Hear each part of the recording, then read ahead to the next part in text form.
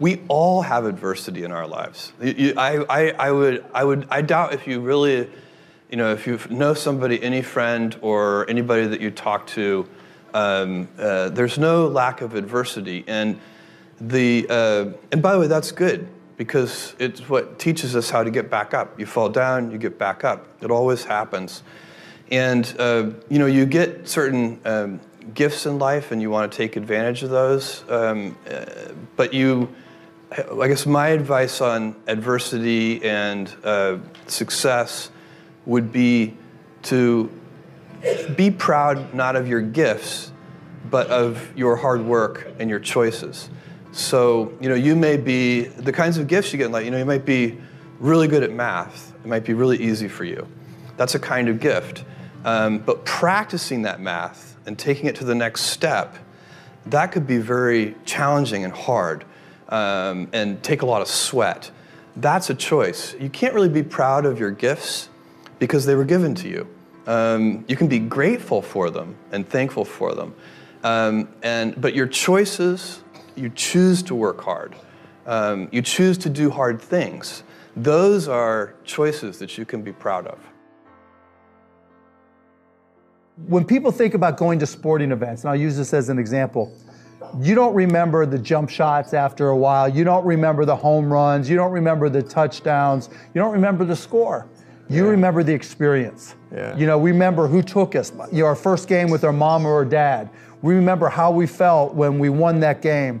Going to a sporting event, it's one of the few places where you're allowed to stand up and scream at the top of your lungs, and you're encouraged to scream as loud as you want. And if someone hits a game-winning jumper, you're hugging people and high-fiving people you've never seen in your life and you'll never see again. Yeah. And you're walking out of the arena, singing and chanting and screaming. And if you lose that game, you're bummed out, and the entire city or the entire school can be bummed out. So when we sell to Mavericks, we don't sell basketball. We sell unique experiences. And so you've got to understand in your business exactly what the differentiation is and what the compelling aspect of that business is. But think about what you do as a consumer. What is it that makes you make the choices that you make? Why do you buy a certain thing? Why do you shop a certain place? Why do you go to a certain website? Those are the keys. Well, in 1973, the Washington Post company had gone public in 1971, right about the Pentagon Papers time. But in 73, the Nixon administration was, through B.B. Rebozo, who was a pal of Nixon's, they were challenging the licenses of 2 of the Florida television stations the Post owned. So the stock went from 37 down to 16.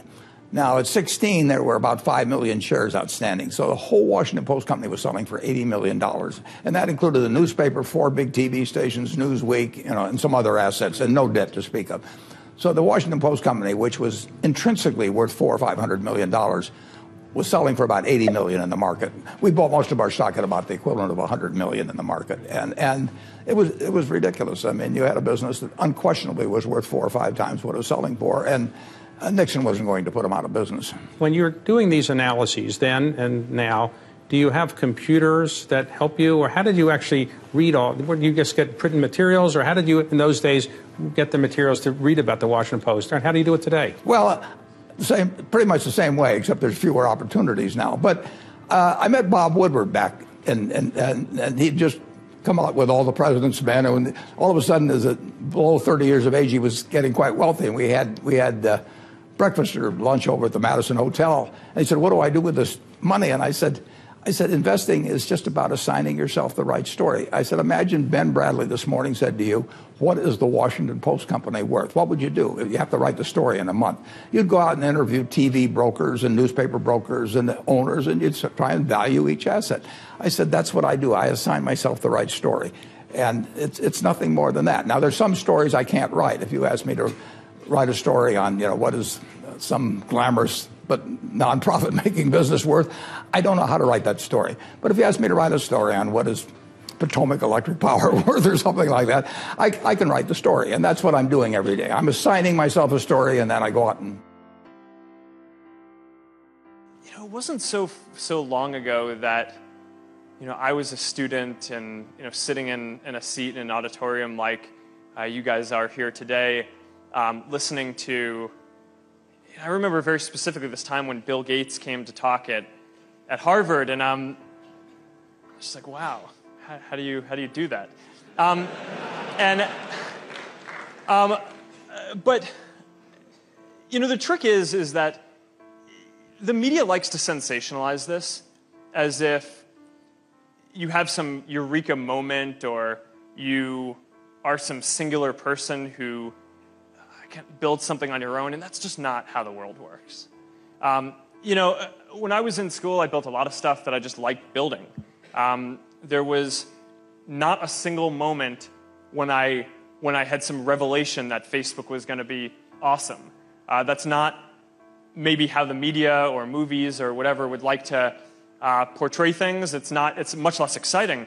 But the reality is, I think most services in the world that reach the scale that Facebook has, you start off building something that you care about, and you don't necessarily think it's going to be that big. I didn't. I built Facebook, the first version of Facebook, for my college community because I wanted to be able to connect with the people at my school. And I remember very clearly talking to my friends at the time and saying, how cool is it that we have built this community for our school?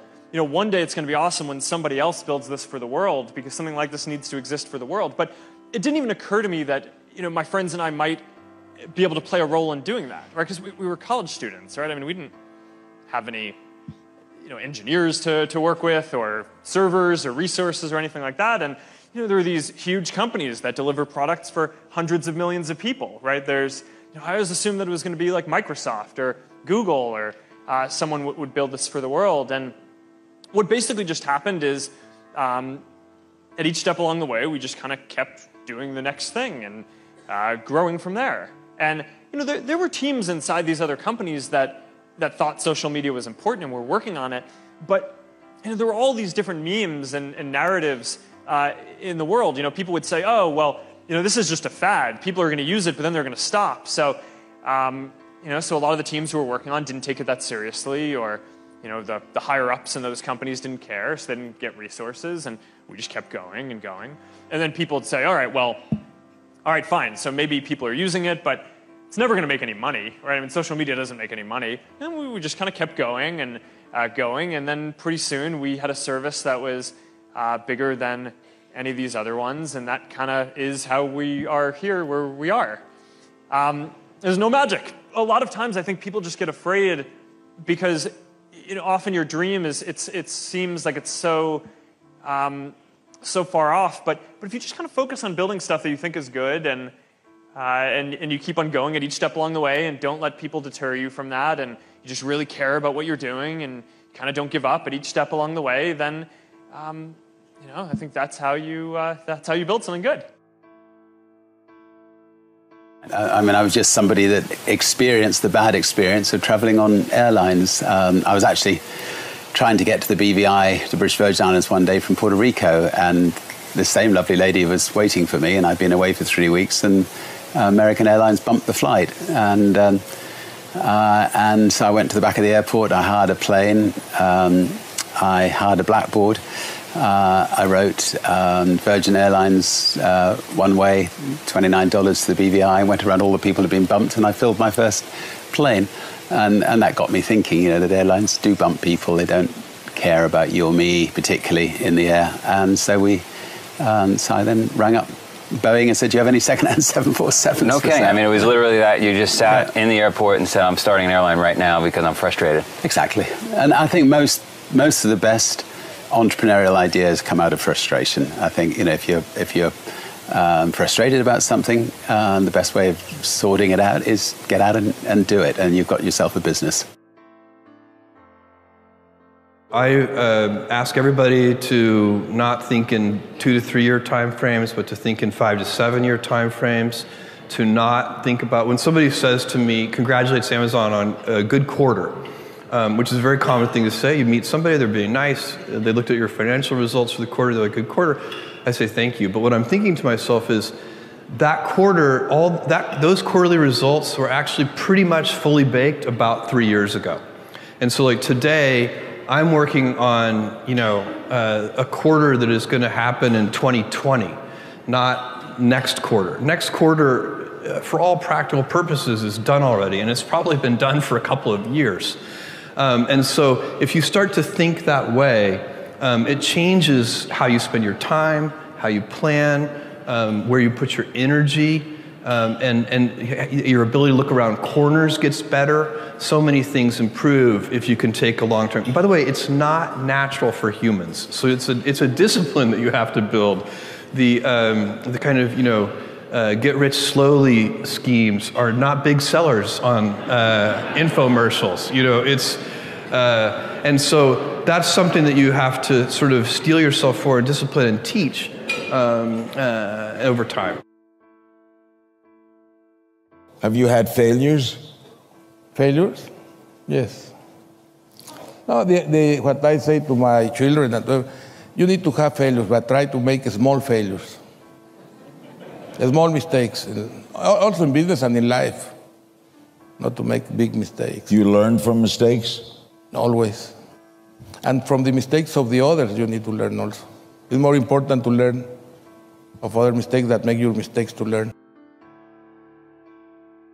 When I first started as a broadcaster, I was 19, very insecure, thrown into television, pretending to be Barbara Walters, looking nothing like her, and still going to college. So I do all my classes in the morning from 8 to 1, and then in the afternoon I work from 2 to 10 and did the 6 o'clock news. And would stay up and study and all that stuff, until 1, 2, or 3 o'clock in the morning, and then just start the routine all over again. And my classmates were so jealous of me that I remember taking my little $115 paycheck, and at the time I thought it was really a lot, but taking $115 and trying to appease them. I would always, anytime anybody needed money, I was always offering, oh, you need $10, or taking them out for pizza, ordering pizza for the class and things like that. That whole disease to please, that's where it was the worst for me, I think, because I wanted to be accepted by them and could not be, because first of all, I didn't have the time. They wanted me to pledge, and I didn't have the time to pledge. I didn't have the time to be a part of all the other college activities or a part of that whole lifestyle. And it was very difficult for me socially, really one of the worst times of my life, because I was trying to fit in school and be a part of that culture, but also trying to build a career in television. It's very difficult for me to even see myself as successful, because I still see myself as in the process of becoming successful. To me, successful is getting to the point where you are absolutely comfortable with yourself, and it does not matter how many things you have acquired. The ability to learn to say no and not to feel guilty about it, to me, is about the greatest success I have achieved. The fact that I have, in the public side, done whatever is fine. It's all a part of a process for growing for me. But to me, to have the kind of internal strength and internal courage it takes to say, no, I will not let you treat me this way, is what success is all about. It's the same thing that prevents you from being abused as a child, that prevents you from being abused as an adult, that allows you to build success for yourself. I will not be treated this way. I demand only the best for myself. You are worthy to say no. That it's okay if you say no. It's okay if you say no and then people don't like you. That's really okay. The important thing is how you feel about what you're doing, how you feel about yourself. It's a long struggle, though. It's a long struggle. And I'm just hoping that, in the work that I do on the show and the speaking that I do around the country, and that young people who are watching this can get the lesson sooner than I did. Because it's painful, because you keep repeating it over and over and over until you get it right. And what I found is that every time you have to repeat the lesson, it gets worse. Because I call it God trying to get your attention, the universe trying to get your attention. So we didn't get your attention the first time, so we're going to have to hit you a little harder this time. So I'm still doing it. I'm still learning. I actually think you should think twice before starting certain types of businesses. So I think there are probably too many bad businesses getting started and not enough good ones. So I don't think there's anything about entrepreneurship per se that is that is good. You know, I was talking to one of my friends a few years ago. I was asking him, what do you want to be doing in 5 or 10 years? Oh, it's really clear, I want to be an entrepreneur. That's like saying I want to be rich, I want to be famous. And I don't think, those are good things, being rich and famous. Are good. They're not good as direct goals. Like if you have that as your sole goal, you're unlikely to, I think, really succeed. And so I think you become an entrepreneur because you're working on an important problem nobody else is working on. I think you should start a business if you have something, if you're working on a problem that otherwise would not get solved. In the future, you will not make money by the service you offer, you know, how good service you do. It's going to be how efficient you are. And Alibaba, we are a company right now have 20, that's not including the financial group. We have 25 units, 25 different business units. Maybe in the future we might have 50, I don't know, right? We have that many units, and we are almost in everywhere. We control our headcounts by efficiency we have. We only have 24,000 people. I tell you a story. The thing I feel proud of, 2 years ago, we started to have a budgeting meeting, and I asked my team, well, year 2012, if we want to double all the numbers we have, how many people we need? And people say 7,800 new people. I said, no, check it again. And then they say 6,800 people. I said, no. And my people ask me, how many you want? I said, 200. They said, no, impossible, 200. My answer is that for years, we discussed we should hire more people for future. I've heard this for 10 years. Now, let's just do the efficient thing. And I told all the management, if we have net headcount over 200, even 1 people, we should have no bonus for whole year for year 2012. And then we start the plan. Year 2012, we net lose 1,000 people. All the number doubled. And I say, if we want to create more jobs for the others, let's keep our headcounts.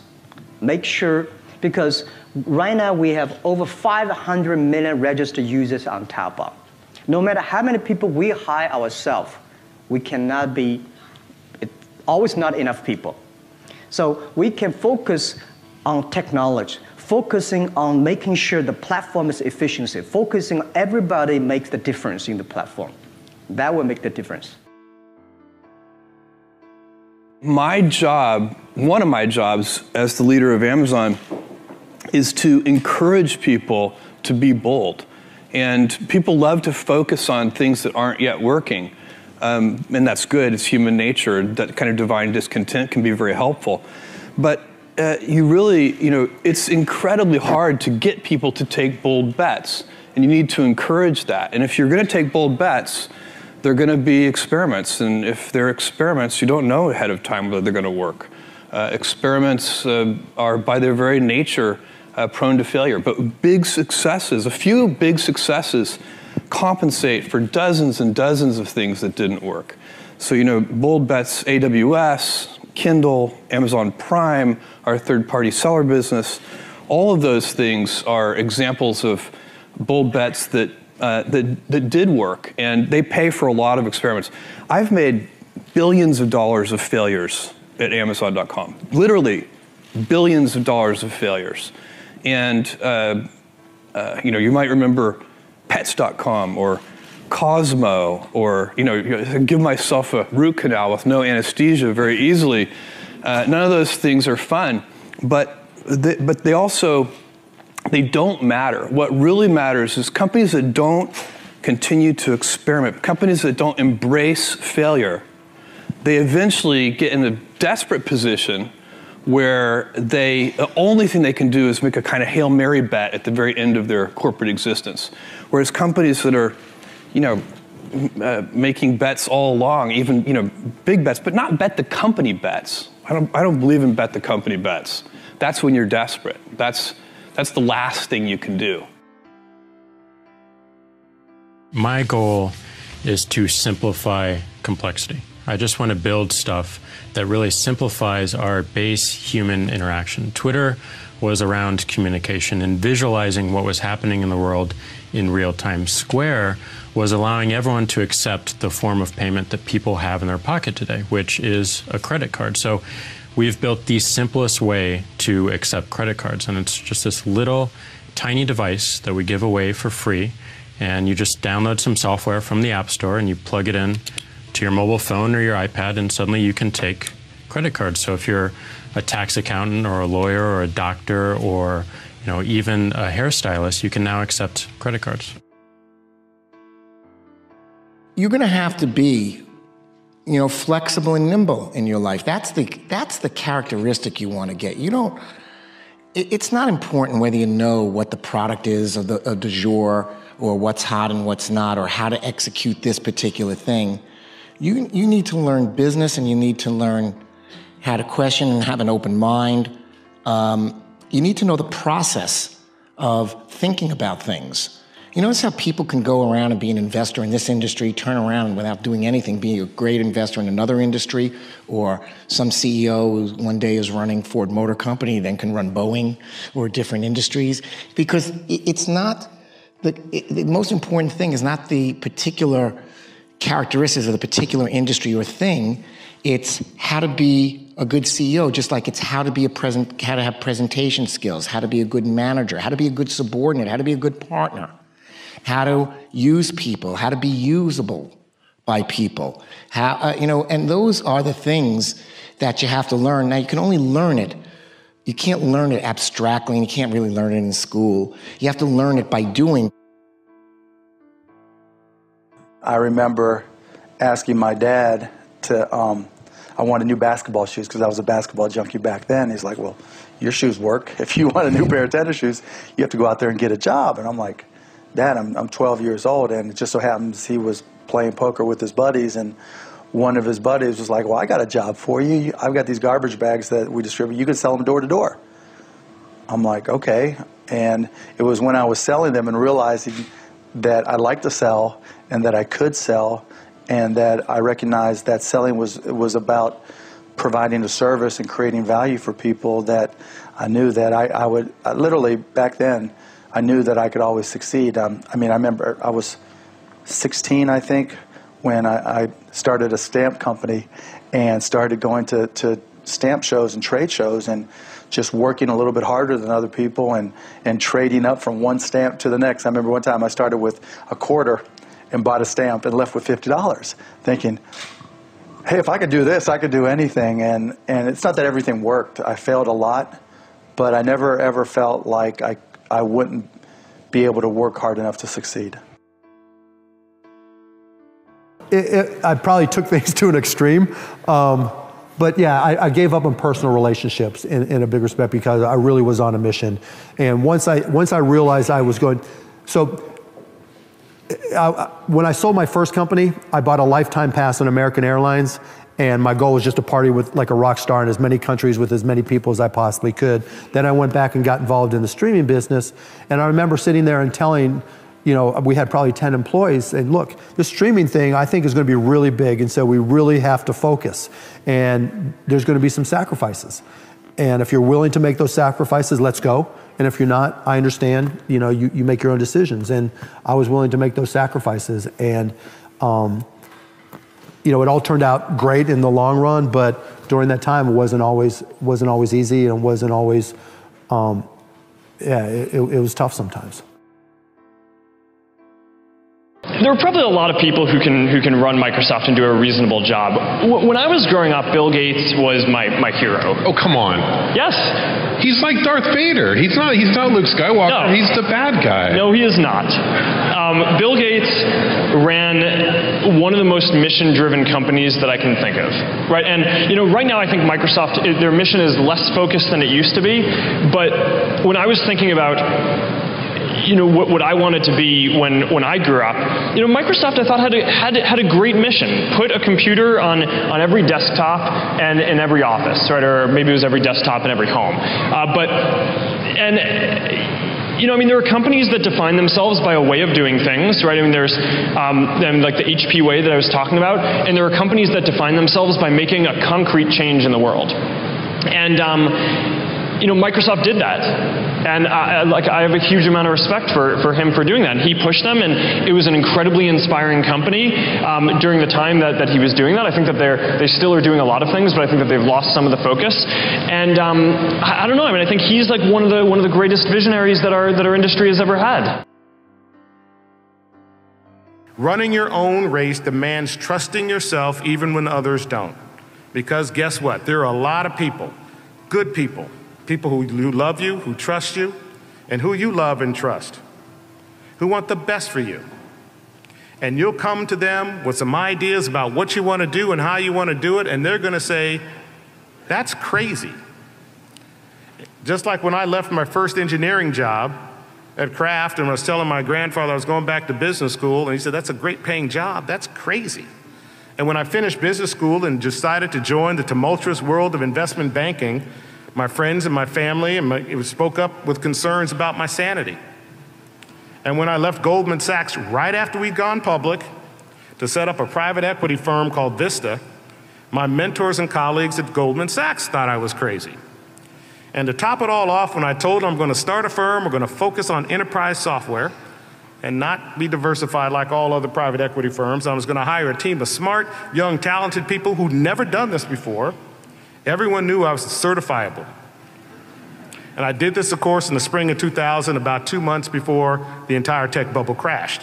Well, all I can tell you is I've never been mad at these folks. In fact, I'm grateful for their advice and their concern. Because in their caution, I found my courage. In their doubts, I found my resolve. And in their warnings, I found my voice and chartered my own journey. And I'm proud of the Vista story. We take risks, we do things differently, and we listen to our own voice. We run our own race, and it has worked. We are now considered to be the #1 private equity firm on the planet and have been so for the last decade. First of all, focus on it, right? I think like you basically get what you spend your time doing, right? I want the company to build 3 products this year. We're going to work on a few others because people are interested in them, but those are the 3 things that I'm spending my product time on, right? You get what you put into it. If you spend a third of your time trying to make the people around you better through getting better people, mentoring, getting them to be better, getting the best people in your organization who you know into more impactful roles, then I think over time that just accrues and you get a better organization. What did you learn from starting so early, and what have you learned from your failures? Because the failures is kind of the only way you really learn, right? Mm-hmm. Yeah, this is the correct way to ask the question, because I usually get asked the question, how did you succeed? And I really don't feel like I've succeeded. I feel like I've sort of failed systematically, at least in terms of my own goals and what I set out to do. But then somehow failure has kind of transformed into some weird kind of success that I wasn't really expecting. We probably spend less money in marketing than any company our size in the world. We have a tiny marketing department, and everyone says, well, Oracle's all about sales and marketing. We are the largest employer of MIT and Caltech engineers in the world. We are the largest employer of Stanford and Harvard and CMU mathematicians in the world. We are overwhelmingly dominated by engineering at Oracle. The idea that we are a sales and marketing company, which people will sometimes write about quite often, is ludicrous on the face of it, because all of our customers who buy Oracle already have it. And if you already have Oracle, there's nothing a salesman can tell you about how great it is to make you buy more. GE already uses it. The Defense Department already uses it. All of our customers, 98% of our sales or more, are to existing Oracle customers. If we don't have the right product, people don't buy more. We will, before the acquisition, we spent $3 billion a year in software engineering. The company is all about engineering. It's the only thing that works. You can cheat somebody, you can misrepresent something, you can go manipulate the political system to get an advantage. But if you want to be successful over a long period of time, I believe you need to focus first of all on creating value for others. And I've had people, well, that's naive, that's utopian. No, it isn't, because why will the customers want to pay you anything over a long period unless you're creating value for them? Why would your employees want to work for you? Or if they didn't have any alternative, why do they want to give their best efforts? Why do they want to get excited? Why would they wake up at night with ideas? If you're in a community, a plant in a community, unless you're creating value for that community, why would the community want you there? If you're polluting and hurting people and not contributing anything to the community. So long-term success starts with being dedicated to creating value for others. It's not altruism. It's my whole philosophy is to have a system of mutual benefit where both parties gain, a society based on win-win. Mr. Carnegie, you have stated in previous interviews that there are no limitations to mental capacity except those an individual sets up in his own mind. And you have explained this by saying that defeat can be converted into a priceless asset if one takes the right attitude toward it. Will you now explain what is the right attitude? First of all, let me say that the right attitude toward defeat is that which refuses to accept it as anything more than temporary. And this is an attitude that one can best maintain by so developing his willpower that he looks upon defeat as a challenge to test his mettle.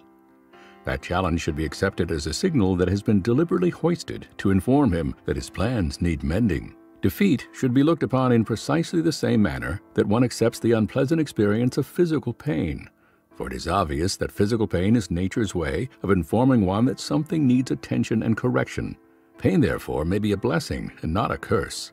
The same is true of the mental anguish one experiences when overtaken by defeat. While the feeling is unpleasant, it may be, nevertheless, beneficial, because it serves as a signal by which one may be stopped from going in the wrong direction. I see your logic, but defeat sometimes is so definite and severe that it has the effect of destroying one's initiative and self-reliance. What is to be done in such a circumstance? Here is where the principle of self-discipline comes to one's rescue. The well-disciplined person allows nothing to destroy his belief in himself and permits nothing to stop him from rearranging his plans and moving ahead when he is defeated. You see, he changes his plans if they need change, but not his purpose. If one has mastered the principle of organized thought, one knows that the power of will is equal to all the circumstances of life, and he allows nothing to destroy his will to win. I knew I was wired to be excited about business. How or why, I don't know, but and there's certain guys that have the genetics to jump out of the gym, right? There's certain guys, that when they golf, they have the muscle memory and the discipline. Dirk Nowitzki may not be the most talented guy in the NBA, but his discipline and his focus to do what's necessary to be successful, he's willing to do, and combine it with being 7 feet tall and being skilled, it makes him an amazing basketball player. So it's understanding what your skill set is, finding the right place to use those skills, and then going for it. Will that make you 250 grand? It depends if you pick the right industry. But whatever industry you pick, if you outwork everybody, if you try to be a little smarter than everybody, if you try to be a better salesperson than everybody, if you try to be better prepared than everybody, you've got your best chance. Because if you don't do it and somebody else does, I have the saying, work like someone's trying to take it all away from you. Actually work like someone's spending 24 hours, working 24 hours to take it all away from you. And that's kind of the way I look at it.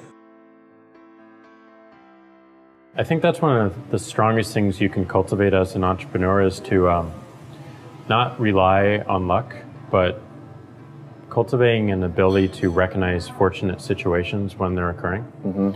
Odeo was a very fortunate situation. Could have taken that idea, not told it to Ev, not told it to Biz, not told it to Noah and all my other coworkers at Odeo, and tried to start my own company with that idea.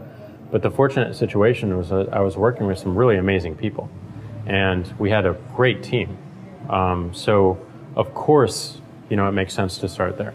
The fortunate situation for Square was that in 2008, the end of 2008, the entire market was crashing down. Like all of these abstractions we built upon abstraction upon abstraction upon abstraction in the financial world, which no single human understood, were now falling apart. And suddenly we were getting back to basics, back to fundamentals.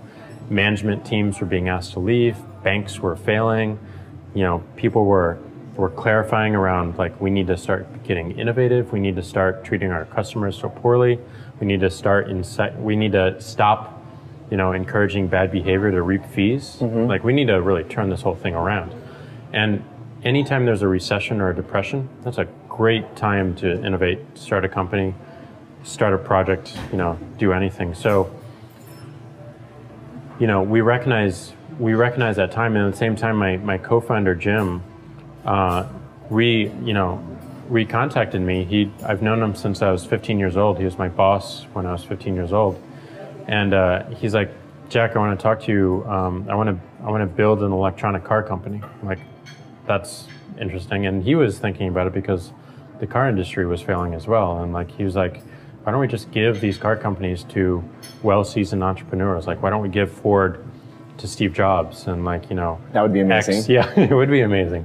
And like, you know, GM to Ellison or like whatnot. And he's like, and also I want to start an electronic car company. I'm like, you know, that's ambitious. But in that moment, we decided not to start an electronic car company, but we wanted to do something together. And we kept having these weekly conversations about what that thing was. And I was researching a lot with finance and healthcare because I was looking at, you know, doing something in those spaces. And Jim called me one day, one of us scheduled meetings, and he said, I just lost a glass sale. He's an artist. He sells glass. And I lost the sale because I couldn't accept a credit card. And here he was talking on his iPhone, his general purpose computer, and I was talking on my iPhone. And like, we couldn't a 1 figure out. gigahertz computer sitting in the palm of your hand, but no way to accept credit cards. Yeah, he couldn't accept $2,000 from someone who wanted to pay him. Right. Like, why is that? So we decided that we wanted to answer that question, and we did a bunch of research, and I started writing some server code, and we hired a guy to write some iPhone code, and Jim built some hardware, and in a month we had a little, well, it was actually quite a big device that plugged into the audio jack of your iPhone and could swipe a card, take a payment. It would go through the merchant process and then generate a receipt with a map on it. And I went around, I showed it to a bunch of investors, and they were all amazed that it could even work.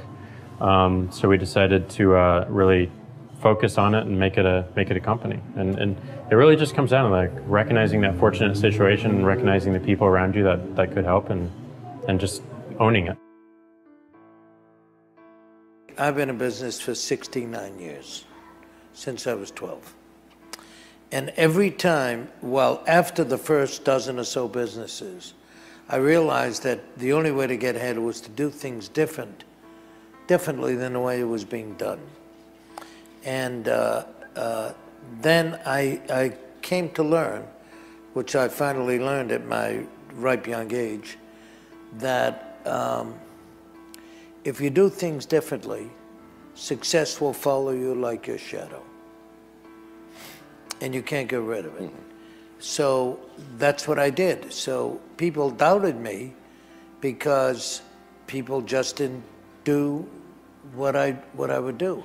It's a matter of finding out what it is that an industry does and identifying the opportunity as to how to do it differently, and then being enough of a risk taker to actually do it differently.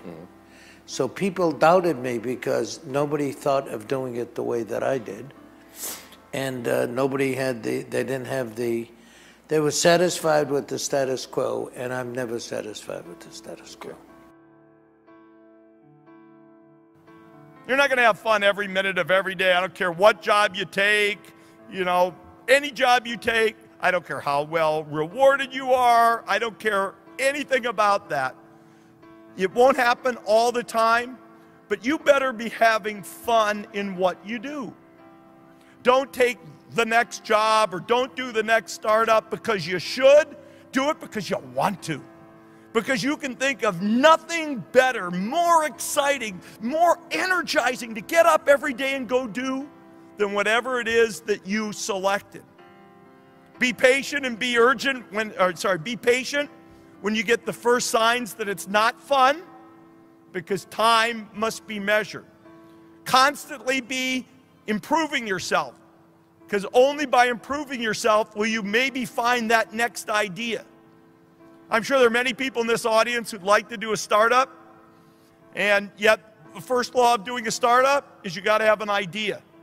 But if you're having fun, if you're building capabilities, if you're treasuring your time, if you're building your muscle and being hardcore, the good ideas will come to you.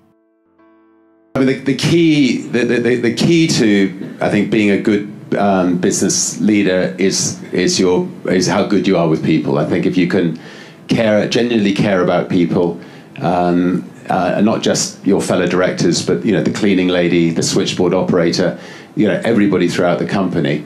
If you're a good, if you praise and don't criticize, people will flourish. So I think it's really your people skills that will set you apart. And I don't think that can be overemphasized. I think you just got to, if I'm on a Virgin plane, I will make sure that I always have a notebook in my back pocket. Make sure I get out and talk to all the staff. If they've got issues, make sure I don't just hear the issue and not write it down. Make sure those issues get written down. Talk to the passengers. If they've got issues, make sure those issues get written down. An entrepreneur is someone who thinks differently. Someone who recognizes and understands opportunity, but combines that recognition of opportunity with solutions. And then in the end, it's all about curiosity.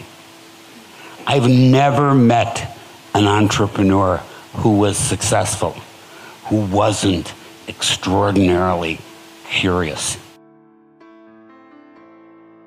Well, whatever job you're doing in life, if you're a switchboard operator, if you're cleaning the floors of a building, if you're I don't know, collecting eggs for an incubator, or whatever it is, if you're positive about the job you're doing, you're going to be a much happier person, and the people around you are going to be a lot happier, and it's likely that that you won't forever be a cleaning lady, because you're smiling, because you're happy, people will promote you, and you'll go on and do great things in life. So I think a positive attitude is essential in life, whatever your position. Add some value. There's a true societal and business value proposition. There's a contribution. I find, and I don't do this for reasons other than the fact that you can't long-term build a viable business without making a real contribution. Most people look at, they can start a business, do an IPO, make some money. Almost always that leads to businesses that are round trips, what I call they go up and go down. To build a durable business, you really have to focus on the value proposition. You want to be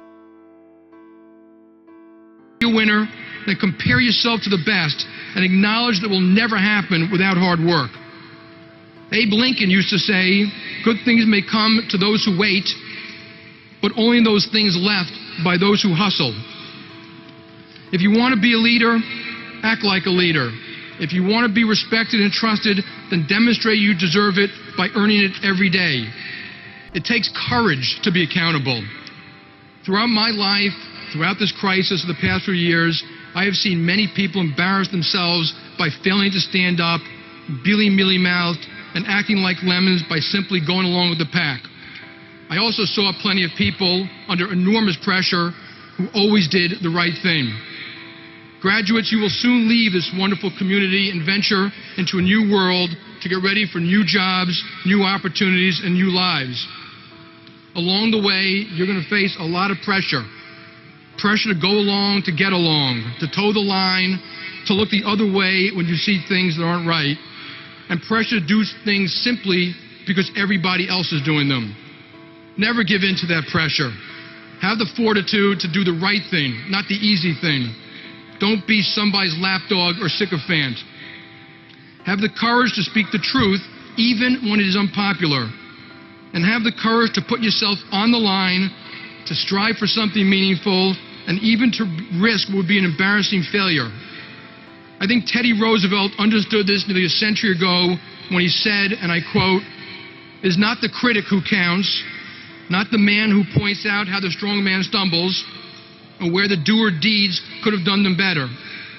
The credit belongs to the man, now the woman, who is actually in the arena, whose face is marred by dust and sweat and blood, who strives valiantly, who errs, who comes up short again and again, because there's no effort without erring and shortcoming, but who does actually strive to do the deeds, who knows great enthusiasms, the great devotions, who spends himself in a worthy cause, who at the best knows in the end of the triumph of high achievement, and who at the worst, if he fails, at least fails while daring greatly, so that his place shall never be with those cold and timid souls who know neither victory nor defeat." I visualized this for myself. When I was selling copiers door to door, I had a very clear vision of what my life was going to be like. And I encourage everyone to do it. Take a snap photo of what success looks like for you. How many employees do you have? How much are you making? Where do you live? Are you sitting at a table with world leaders? Are you standing on a stage in New York City giving a speech? And hold on to that snapshot, and you will subconsciously start to make decisions that get you there. And so my snap photo for myself when I was going door to door to sell copiers was to be self-employed, invent a product that I could sell to lots of people and not just one copier to each person, and create a business for myself that would continue to fund itself if I wasn't present. I wanted money to be generated without me having to be there. I was that specific in my vision. I like to say my management style is problem solver in chief. And so what I do in a given day is I have a set of problems that need to be solved, and I start at the most important and work my way down. And for the problems I don't have time for, somebody else gets to solve them.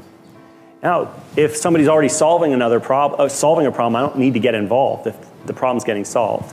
But people go, "Wow, so your day's just full of problems." I'm like, "Yeah, I've got a lot of problems." But it's sort of like how a math professor thinks of problems, right? Is that, think of a great math professor who has no math problems to solve. He's a very sad math professor. And so that's very much how I look at it.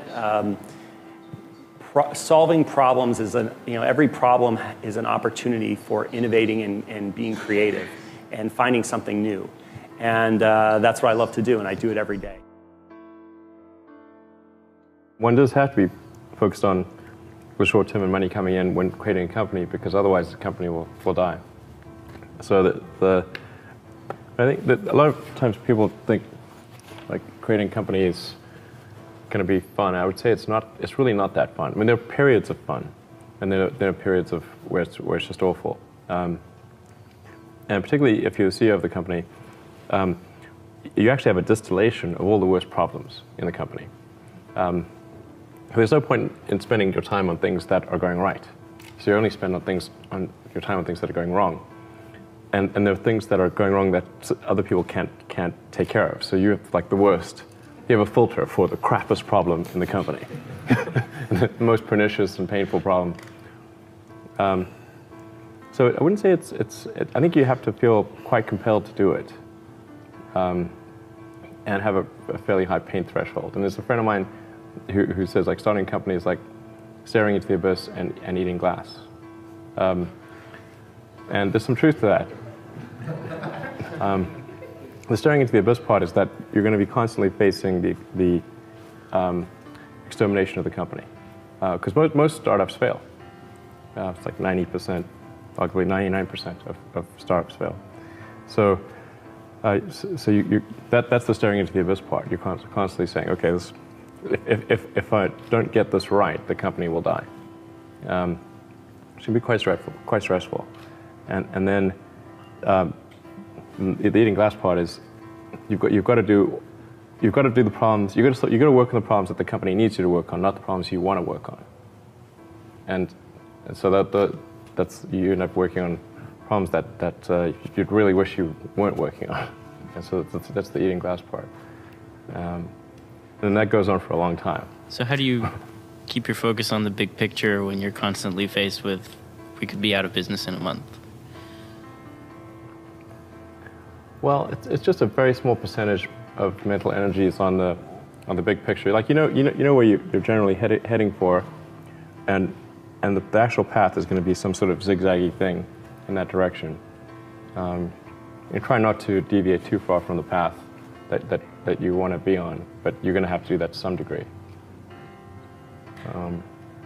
But I don't want to diminish the. I mean, I think the profit motive is a good one if the rules of an industry are properly set up. So there's nothing fundamentally wrong with profit. In fact, profit just means that people are paying you more for whatever you're doing than you're spending to create it. That's a good thing. and if that's not the case, then you'll be out of business, and rightfully so. Because you're not adding enough value. You know, I didn't have as many personal relationships as I probably would have liked. You know, I put personal relationships aside.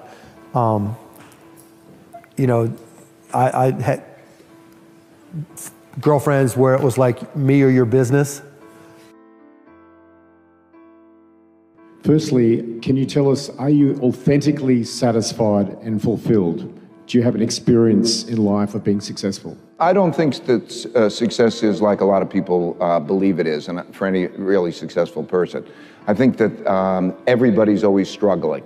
And what happens is, you know, you just struggle at a higher level. It's like learning how to ski or play some sport, and you're just kind of doing this higher thing, but it doesn't feel like that. It just feels like I'm struggling. And I think it's, and it's a good feeling. The way I think of it is, I've always thought that it's like, in order to be successful in life, you have to cross a jungle. Or you can stay on the other side of the jungle and not cross the jungle.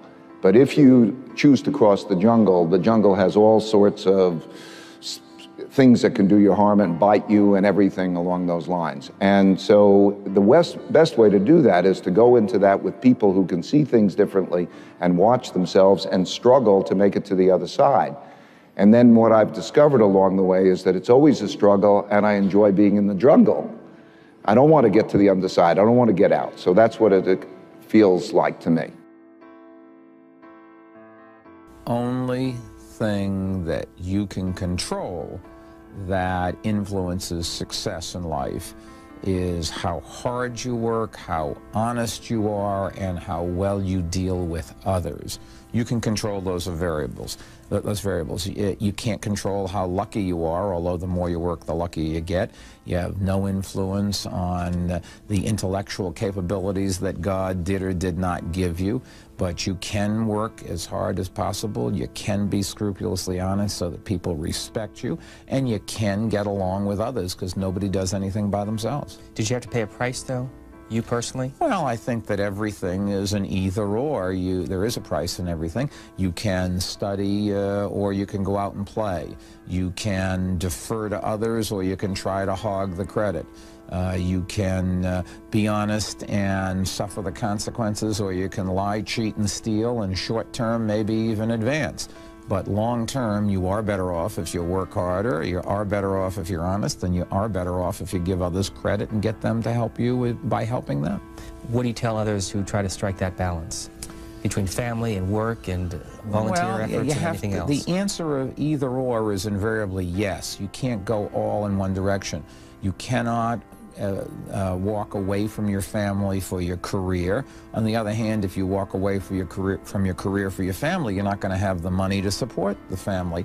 And parents all the time are making those kinds of choices between career and family. They do some of both, and you try to blend the two, and that may not be the perfect answer, but that's a practical answer that I've always told young people when they go off to college. You have to study and you have to get good grades, but you certainly should have a good time as well, because that's part of your growing up experience, and there's no point in leading life to suffer all the time. You want to enjoy life as well as the next person.